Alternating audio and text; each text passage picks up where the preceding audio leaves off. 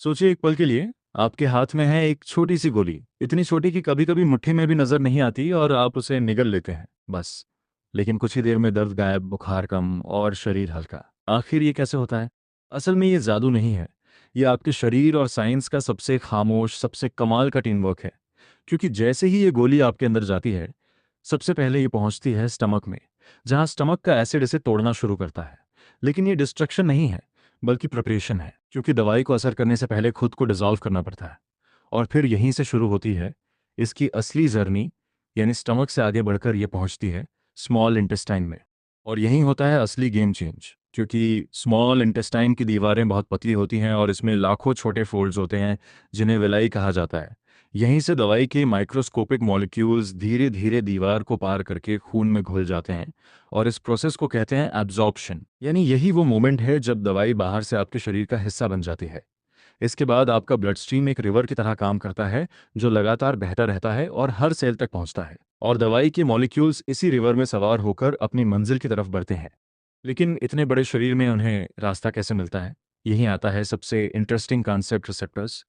यानी आपकी हर सेल की सरफेस पर कुछ स्पेशल प्रोटीन्स होते हैं, जो एक खास शेप में बने होते हैं, और वो सिर्फ उसी मॉलिक्यूल को अंदर आने देते हैं जिसकी शेप परफेक्टली मैच करती है, बिल्कुल लॉक और की या यूएसबी पोर्ट की तरह। गलत शेप तो एंट्री नहीं।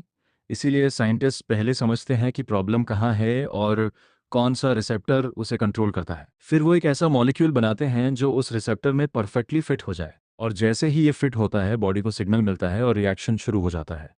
अब दवाइयाँ दो तरीके से काम करती हैं। एगोनिस्ट, जो रिसेप्टर को ऑन कर देती है, और एंटागोनिस्ट, जो रिसेप्टर को ब्लॉक कर देती है। जैसे पेन किलर्स, ये दर्द के सिग्नल्स को ब्रेन तक पहुंचने से पहले ही रोक देते हैं, यानी दर्द होता है लेकिन महसूस नहीं होता। वहीं एंटीबायोटिक्स बैक्टीरिया की दीवार तोड़ देते हैं, उनकी ग्रोथ रोक देते हैं, और धीरे धीरे इन्फेक्शन खत्म हो जाता है। और एंटीवायरल्स वायरस की कॉपिंग प्रोसेस को रोकते हैं, यानी जब नई कॉपीज बनेंगी ही नहीं, तो इन्फेक्शन खुद ही कमज़ोर पड़ जाएगा। जबकि इम्यूनिटी बूस्टर्स खुद नहीं लड़ते, बल्कि आपके इम्यून सिस्टम को स्ट्रांग बनाते हैं, ताकि आपका शरीर खुद लड़ सके। अब एक आखिरी सवाल, इंजेक्शन अलग क्यों होता है? क्योंकि उसे लाइन में खड़ा नहीं होना पड़ता, वो सीधे ब्लड या मसल में जाता है, यानी पूरा डाइजेस्टिव प्रोसेस स्किप। इसीलिए असर तेज, इसीलिए इमरजेंसी में इंजेक्शन।